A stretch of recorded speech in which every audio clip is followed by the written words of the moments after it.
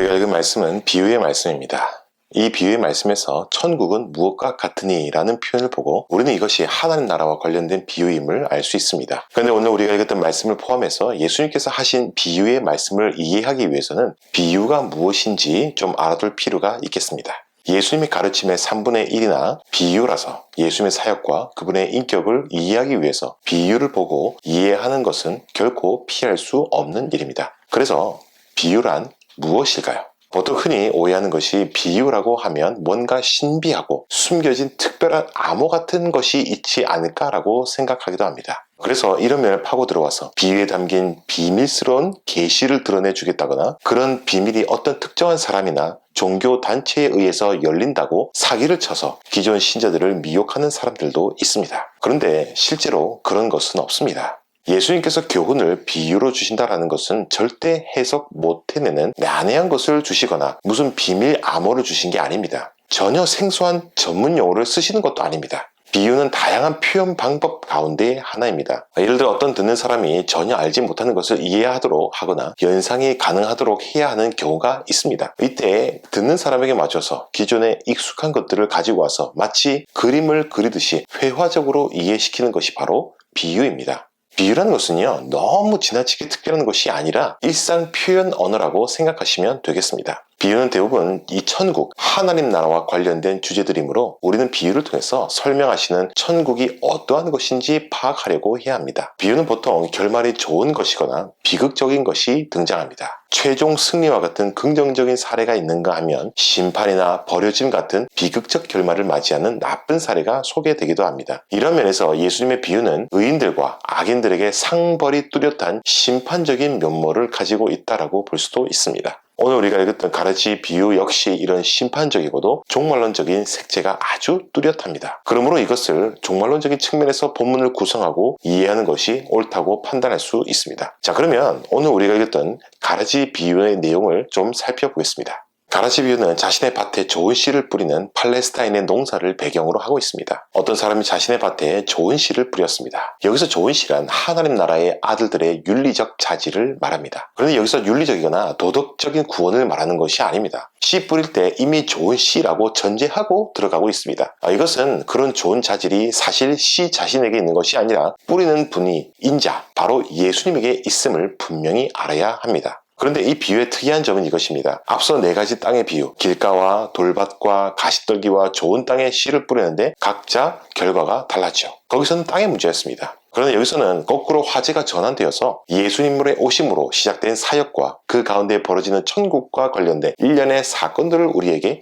보여주고 있습니다. 씨를 뿌린 후에 사람들이 갑자기 잠들었습니다. 이 소작농이 잠을 잔다는 것은 우리가 들을 때의 긍정적인 의미는 아니지만요. 여기서 이를 소작농의 게으름으로 해석해서는 안 됩니다. 여기서 말하고자 하는 것은 소작농들의 게으름을 말하고자 하는 것이 아니기 때문입니다. 오히려 아무도 모르게 은밀하게 일련의 일들이 일어나고 있었다라는 그 사실이 중요합니다. 그 일련의 일들이 무엇이겠습니까? 씨 뿌린 사람의 원수가 몰래 와서 곡식 가운데에 가라지를 뿌렸습니다. 정확하게 말하면 우리가 잘 아는 알곡이 아니라 여기서는 밀입니다. 곡식이 밀 가운데에 누군가가 가라지를 몰래 뿌렸습니다. 그리고 가라지가 그 가운데에 자라가게 되었습니다. 그러면 여기서 가라지는 무엇일까요? 여기서 가라지는 일종의 독보리입니다. 독보리는 평상시의 모습이 밀과 비슷해서 구분하기가 쉽지 않다고 합니다. 그러나 자라서는 검은 이삭을 내기 때문에 조금 자라서는 구분이 가능합니다. 독보리는 특징이 있습니다. 독보리의 뿌리는 단단하고 밀의 뿌리와 엉켜져 있습니다. 그래서 이를 억지로 뽑다가는 밀도 함께 뽑힐 위험성이 얼마든지 있습니다. 독보리는 그 이름처럼 독이 있어서 밀과 사람들에게 해를 끼칩니다. 사람이 독보리를 오인해서 먹을 경우는 구토와 설사를 유발하기도 하고 심할 경우는 사망하기도 합니다. 이를 통해서 곡실들 가운데에 가라지의 은밀한 성장과 멀쩡한 밀과 사람들에게 끼치는 해로움을 우리가 잘 알 수가 있습니다. 우리는 하나님 나라를 대적하는 마귀 세력이 하나님 나라 아들들에게 끼치는 해악이 얼마나 악독하고 간교하고 위협이 되는지 잘 알게 됩니다. 이에 집주인의 종들이 와서 이렇게 말합니다. 주여, 밭에 좋은 씨를 뿌리지 아니하였나이까? 그런데 가라지가 어디서 생겼나이까? 이에 주인이 이렇게 대답합니다. 주인에 대해 원수가 이렇게 하였구나. 주인의 이러한 대답은 어쩌면 아주 태연하고 방관자 같은 느낌을 줄 수도 있습니다. 중요한 것은 원수가 이런 반감 어린 행동을 했다는 겁니다. 이 원수는 땅 주인과 경쟁적인 관계면서도 적극적으로 부정적인 활동을 하였습니다. 당시 밤에 남의 밭에 씨앗을 몰래 뿌리는 일은 종종 존재해서 로마법에서도 금지하였다라고 하기도 합니다. 주인에게 적대적인 세력이 이런 행동을 하였습니다. 나중에 밝혀지시어 이 원수는 마귀입니다. 마귀가 하나님 나라의 아들들에게 해를 끼치는데 마귀의 하나님 나라에 대한 대적 활동이 매우 적극적이고 교묘해서 실제로 얼마나 위협이 되는지 잘 알 수 있습니다. 이때 종들이 제안합니다. 주인님, 그것들을 뽑아버릴까요? 다르게 말하면 이 가라지, 이 독보리를 따로 모아드릴까요? 라고 묻습니다. 당시 이런 제안은 당연한 것이었습니다. 알곡이었던 밀의 성장을 해치고 있는 가라지를 제거하는 것은 밀 수확을 잘하기 위해서는 당연한 조치였습니다. 그런데 주인의 답변은 좀 의외입니다. 가만두라라는 부정적인 답변입니다. 당시의 농사법으로만 보면 잘 이해가 되지 않습니다. 주인에게도 이유가 있는 것이 가라지를 뽑다가 밀도 뽑힐 위험이 있으니 그대로 두라라는 겁니다. 가라지는 뿌리가 깊게 퍼져 있어서 밀의 피해를 전혀 주지 않고 뽑는 것은 불가능했습니다. 이 밭의 주인의 관심사는 전체 수확량이나 이익에 있지 않았습니다. 밀 하나하나의 안전에 있었습니다. 사실 이러한 점이 세상과 하늘 나라의 차이점이죠. 악을 보고 당장 멸하지 않고 그들 가운데 섞인 택한 백성을 아끼시고 그들의 안전을 생각하시는 하나님의 모습을 우리가 보게 됩니다. 우리 인간의 입장에서는 당장 악한 것들을 다 쓸어버리는 게 좋다고 생각하겠지만요. 그 가운데서도 나중에 하나님 나라를 받아들일 알곡, 밀이 있을 수 있으니 그것을 미리 내다보시고 계시는 것입니다. 여기서 인간 생각의 한계와 하나님과의 시야의 차이가 있다는 것을 우리가 알 수 있습니다. 주인의 진정한 명령이 무엇입니까? 둘 다 밀이든 가라지든 함께 자라가라는 것입니다. 그러나 시야는 있습니다. 언제까지요? 추수 때까지입니다. 주인의 종들은 주인의 의중을 이해하고 추수 때까지 밀과 가라지가 함께 자라나더라도 인내하며 하나님의 때를 기다리고 인내할 줄 알아야 됩니다. 추수 때가 되면 그의 천사들을 보내어서 알곡과 가라지를 갈라 심판과 보상을 베푸실 것이기 때문입니다. 그러면 비유의 의미는 과연 무엇일까요? 36절에서 예수님의 해설에서 등장하듯이 좋은 씨를 뿌리는 분은 다니엘서 7장에서 나온 인자이신 예수님입니다. 좋은 씨는 하나님 나라에 속한 천국의 아들들입니다. 천국의 아들들은 1차적으로 이 비유를 듣고 있는 제자들이나 결국에는 참 신자인 교회를 가리키는 것입니다. 밭을 무엇이라고 합니까? 세상이라고 합니다. 여기서 중요한 것은요, 가라지 비유의 배경은 세상이지 교회가 아닙니다. 한때 어거스틴이나 칼빈은 이를 교회로 해석해서 알곡은 진짜 신자, 가라지는 마귀가 보낸 가짜 신자로 해석하기도 하였습니다. 물론 교회 공동체 내에서는요, 얼마든지 진짜와 가짜 신자가 섞일 수도 있습니다. 다시 말해서 교회 내에는 얼마든지 택한 백성들도 있으나 유기자들도 들어와서 얼마든지 택한 백성들 흉내도 낼 수 있다는 겁니다. 그래서 어거스틴은 1위는 교회 밖에만 있는 것이 아니다라고 말하였죠. 그러나 가라지 비유는요, 교회 내에 진짜가 있고 가짜가 있다는 것을 말하고자 하는 것이 아닙니다. 왜냐하면 밭은 세상이지 교회라고 하지 않기 때문입니다. 우리가 살아가는 이 세상을 무대로 하고 있습니다. 단순히 교회 안에 진짜 신자, 가짜 신자, 그것이 이슈가 아닙니다. 우리가 속한 이 세상 속에서 하나님 나라의 아들들과 사탄 나라에 속한 악한 아들들이 얼마든지 공존한다라는 것을 이야기하는 것입니다. 여기서 마귀가 뿌린 가라지, 사탄 나라의 악한 아들들은 누구일까요? 유대인들은 알곡은 유대인, 가라지는 이방인이라고 하면서 민족적인 개념으로 이해하려고 했습니다. 그런데 이것은 잘못된 이해입니다. 여기서 이 비유의 말씀에서는요, 인종적인 비유가 아닙니다. 오히려 예수님에 대한 신앙의 유무에 따라서 하나님의 아들인지 아닌지를 판가름 나게 될 것입니다. 마귀의 생물학적인 자녀를 이야기하는 것이 아니라 가지고 있는 특질이 하나님을 대적하는 마귀와 참 비슷해서 이런 대적자 같은 모습을 한 자들이 악한 자의 아들들이라고 하는 것입니다. 그리고 이런 자들은 세상에 얼마든지 있을 수 있다라는 겁니다. 이 모든 것은 하나님의 주권과 섭리 가운데에 일어나게 되는 것입니다. 그러나 세상의 끝인 추수때가 되면 어떻습니까? 마태식으로 표현한다면요, 최종 심판 시기, 최후의 심판은 반드시 있습니다. 그 마지막 세상 끝이 임하게 되면 어떤 일이 일어납니까? 부정적인 일과 긍정적인 일이 일어납니다. 이 부정적인 일은 모든 넘어지게 하는 것과 불법을 행하는 자들은 그 나라에서 제거한다라고 합니다. 이 표현은 스바냐 1장 3절 말씀을 반영한 것입니다. 이 표현은 스바냐 1장 3절 말씀을 반영한 것입니다. 내가 사람과 짐승을 진멸하고 공중의 새와 바다의 고기와 거치게 하는 것과 악인들을 아울러 진멸할 것이라. 내가 사람을 땅 위에서 멸절하리라. 나 여호와의 말이니라.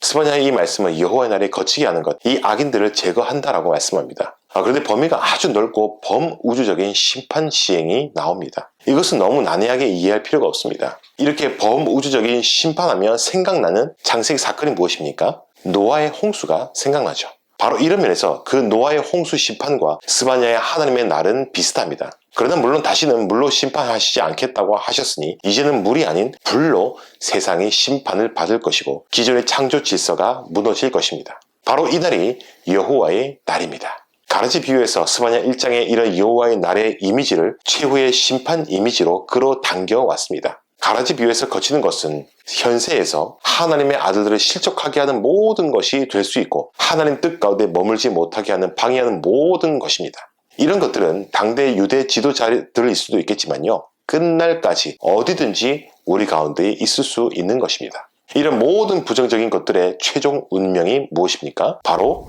풀무불에 던져지는 것입니다. 거기서 슬피 울며 이를 갈게 될 것입니다. 이 풀무불이라고 한다면요, 언뜻 지옥불을 생각하실 것입니다. 그러나 이것은 배경이 있는데요, 예루살렘에 쓸모없던 쓰레기를 불태우던 게헨나가 배경입니다. 그런데 사실 제가 성경적으로 해석해 볼 때는 이 풀무불의 등장은 그저 지옥만을 말하는 것이 아니라 예수님께서 구약에서 뭔가를 끌어오셔서 말씀하시는 것이라 보여집니다. 사실 이것은 다니엘서의 반향이라고 볼 수도 있습니다. 다니엘서 3장에 보면요, 바벨론 제국의 느부갓네살 왕의 맹렬히 타는 풀무불이 먼저 등장합니다. 다니엘서 3장에서 바벨론 제국의 느부갓네살 왕이 두라 평지에 금신상을 캐오고 여기에 절하지 아니한 자마다 즉시 맹렬히 타는 풀무불에 던져버리겠다고 겁박하였습니다. 그런데 여기서 다니엘의 세 친구 사드락과 메삭과 아벤느고는 절하지 아니하였습니다. 여기서 그 유명한 그리 아니하실지라도 라고 나오죠. 설사 하나님께서 우리를 맹렬히 타는 풀무불 가운데에 살려주시지 않는다고 할지라도 우리는 결코 왕의 신들을 섬기지 않고 금신상에게 절하지 않겠다고 하나님께 대한 변치 않는 순종, 변치 않는 충성을 보입니다. 그러나 하나님께 대한 이 충성은 세상 제국의 왕에게는 불충으로 해석되었습니다. 왕에게 불충한 다니엘의 세 친구들에게 왕이 위협하는 것은 맹렬히 타는 풀무불이었습니다. 바로 이 그림이 오늘 가라지 비유에서 나타나고 있습니다. 예수님의 가라지 비유에서는 하나님께 불충하고 최종적으로는 하나님 나라에 불충한 대적 세력들에게 그들이 당할 운명으로 다니엘서의 이런 풀무불을 그림처럼 사용하고 있습니다. 이것이 무슨 의미입니까? 바벨론 나라의 느부갓네살 같은 지상왕, 인간 제국의 왕은 분노로 풀무불을 예비하였습니다. 이 무서운 불로 하나님께 충성한 의인들을 벌하고자 하였으나 그러하지 못하였습니다. 다니엘서를 보면요, 하나님께서 그들에게 넷째 사람의 형상으로 그려지는 천사를 보내셔서 세 친구들을 풀무불에서 구출하셨습니다. 하나님의 놀라운 기적적인 개입으로 지상왕은 풀무불로 의인들을 죽이지 못했습니다. 그러나 하늘의 진짜 왕이신 하나님께서 예비하신 풀무불에서는요, 어느 누구도 돌이킬 수 없고 거기서 구할 세력은 절대로 존재하지 않습니다. 하나님께서 예비하신 심판의 풀무불은 악인들에게 가장 무섭고 고통스럽고 끔찍한 형벌이 될 것이고 그것은 결코 꺼지지 않는 불이 될 것입니다. 악인들은 거기서 슬피 울며 이를 가는데 가장 수치스럽고도 비참한 운명이 그들에게 갑자기 임할 것입니다. 그러면 반대로 긍정적인 일은 무엇입니까? 43절 말씀을 볼까요? 그때 의인들은 자기 아버지 나라에서 해와 같이 빛나리라. 귀 있는 자는 들으라. 의인들은 그들의 아버지 나라에서 해와 같이 빛난다라고 합니다. 악인들의 결말과는 극명한 차이가 있죠. 여기서 의인들은 누구일까요? 당연히 예수님을 믿는 사람, 신자, 교회죠. 예수님의 제자만을 가리키는 것이 아니라 시대를 불문하고 하나님의 참 백성, 참 신자로 볼 수가 있습니다. 그런데 이것도 다니엘서의 인유입니다. 다니엘서 12장 3절 말씀이 반영된 본문이라는 겁니다. 다니엘서 12장 3절 말씀을 보면 이렇게 말씀합니다. 지혜 있는 자는 궁창의 빛과 같이 빛날 것이요 많은 사람을 옳은 대로 돌아오게 한 자는 별과 같이 영원토록 빛나리라. 이 다니엘서에선 마태복음의 의인들이 지혜 있는 사람으로 묘사되어 있습니다. 여기서 지혜 있는 자는 깨닫다라는 의미에서 나온 단어입니다. 또한 깨닫고 주의를 기울이다라는 의미를 또한 가지고 있습니다. 다니엘 신학에서는요, 주의 환상과 비밀을 깨닫고 이해하는 것이 참 중요한데 이해하는 능력은 사실 인간 속에서 나오는 것이 아닙니다. 다니엘서를 보면요, 지혜자에게 학문을 주시고 지혜를 주시는 참 지혜신 하나님께로부터 나옵니다. 그러면 다니엘서에서 깨달음을 얻는 지혜 있는 자는 누구일까요? 어지러운 세상 가운데 참 지혜인 하나님의 말씀에 관심을 기울이는 자들이고 나아가서 하나님의 지혜의 말씀에 전형이 되는 사람들입니다. 다니엘서에서 지혜 있는 자는 많은 사람을 옳은 대로 돌아오게 하는 자와 평행으로 연결됩니다. 다시 말해 많은 사람을 옳은 대로 인도한 사람도 지혜 있는 자입니다. 선지자 다니엘과 세 친구들은 세상 왕 앞에서 살아계신 참 왕이신 하나님을 부끄러워하지 않았습니다. 오히려 하나님을 예증하였고 살아계신 하나님께 대한 강한 믿음과 확신으로 가득했습니다. 오히려 악이 가득하고 어지러운 세상에서 하나님께 대한 믿음을 굳게 지키고 자신의 믿음을 다른 이에게 증거해서 세상의 왕이 아니라 하늘나라의 왕이신 하나님을 믿도록 인도하고 격려하는 겸손한 이들이야말로 많은 사람을 옳은 대로 인도한 사람이고 참 지혜 있는 사람입니다. 바로 이런 지혜 있는 자들이야말로 의인들이고 예수님과 더불어서 하나님을 아버지라 부를 수 있는 참된 예수님의 제자들입니다. 바로 이러한 것이 어려운 제자들이고요. 참 신자들이 맞이해야 될 최종 목표가 되는 것입니다. 그걸 말씀 맺겠습니다. 그럼 예수님께서 이런 가라지의 비유의 말씀을 우리에게 주신 이유가 무엇일까요? 사실 예수님 당대에 유대인들은 종말에 대해서 생각할 때 지금 시대는 악하고 오는 세대에 의해서 무너질 것이라는 기대가 있었습니다. 최종적으로 맞이해야 할 하나님 나라가 있는데 새 시대가 오면 지금 이 현 시대는 다 끝날 것이라는 묵시론적인 기대가 있었습니다. 그런데 이런 기대는 신약 시대의 모습과는 차이가 있습니다. 신약 시대에는 새로운 시대와 옛 시대가 서로 끝나지 않고 서로 공존하고 있습니다. 전문적으로 말하면요, 시대 중복 현상입니다. 하나님의 구원에 임한 새 시대와 옛 시대가 서로 중복된 시기가 바로 예수님께서 처음 이 땅에 오신 초림과 다시 심판하러 오실 재림 사이의 복잡한 시기라는 겁니다. 하나님 나라가 이미 예수님으로 인해 왔으나 아직 완성되지 않은 시대, 이미 왔으나 아직 오지 않은 시대를 지금도 우리가 여전히 살아가고 있습니다. 그러다 보니 예수님께서 천국이 임했다라고 선포하셨으나 여전히 악인들이 존재하고 세상이 별로 변한 것이 없어 보이기도 합니다. 예수님께서 선포하신 하나님 나라는 마지막 날에 임하는 것처럼 보이지도 화려하지도 압도적이지도 않아서 별로 매력적이지도 않습니다. 이 중간 시기의 교회인 성도들은 각종 고난이 있고 대적자 마귀와 조종하는 악한 세력들도 있습니다. 심지어 성도들은 악한 세력들에 의해서 죽음을 경험할 수도 있습니다. 풀무불에 들어가기도 하고요. 다니엘처럼 사자굴에 들어갈 수도 있습니다. 실제로 그런 환난 가운데 죽을 수도 있습니다. 다니엘의 세 친구 이야기나 사자굴 이야기처럼 죽지 않고 살려주시면 얼마나 좋을까요? 그런 이러한 다니엘서의 신비한 이야기들은요, 실제로 성도들을 죽지 않게 하겠다라는 의미가 아닙니다. 풀무불과 사자굴 속에 들어가는 절망과 심지어는 죽음까지 들어가 완전히 패배한 것 같아 보여도 결론적으로는요, 하나님께서 다시 살리셔서 부활시키셔서 대역전 드라마를 완성하시겠다라는 것을 모형처럼 보여주는 것입니다. 사랑하는 여러분, 여전히 이 세상은 최종 심판 전에 악한 세력이 있고 잔존하고 있는 악, 고난과 시련이 있습니다. 악한 세력이 잘 나가는 것 같고요. 하나님을 그저 신실하게 믿고 복음을 충실하게 따르는 것이 연약하고 패배한 것으로 보일 수도 있습니다. 그러나 우리는 악한 세력의 득세와 의기양양함을 부러워하거나 좌절할 필요가 없습니다. 오히려 인내하고 자신의 믿음을 굳게 지켜서 끝까지 견인하는 것이 필요합니다. 악한 세력은 반드시 그 끝이 있게 되어 있습니다.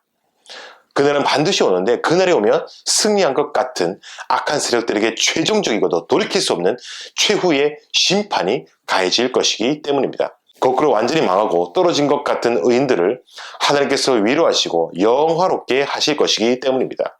최종 심판이 있어서 악인들은 영벌에, 의인들의 영원한 영광 가운데에 들어가게 하실 것이기에 이를 믿음으로 내다보고 오늘을 믿음으로 사는 자들이 바로 신자들입니다. 참 신자는 반드시 견인합니다. 사랑하는 여러분, 주의 말씀에 귀를 기울이시고 겸손함으로 하늘께서 주신 지혜대로 깨달아서 현세를 사나 하늘에 속한 방식으로 살면서 많은 이들에게 자신의 믿음을 예증하고 옳은 길로 인도하고 또 그렇게 살도록 격려할 수 있는 의로운 삶을 사는 축복이 있기를 소망드립니다. 선을 행하되 결코 낙심하지 말 것은 때가 이름에 반드시 거둘 것이기 때문입니다. 하나님의 공의가 모든 세대에게 가시적으로 드러날 시간이 점점 다가오고 있습니다. 낙심하지 말고 뒤로 물러나지 말고 주님께서 사도들을 통해서 맡기신 교회의 복음과 믿음을 굳게 붙잡고 오늘을 믿음 가운데 승리하며 살아갈 수 있는 저와 여러분 될 수 있기를 간절히 소망드립니다. 그런 우리의 모습으로 많은 이들을 격려하여 옳은 지혜의 길, 복음의 길로 인도하는 우리의 복된 삶이 될 수 있기를 주님의 이름으로 간절히 소망드립니다. 기도하겠습니다.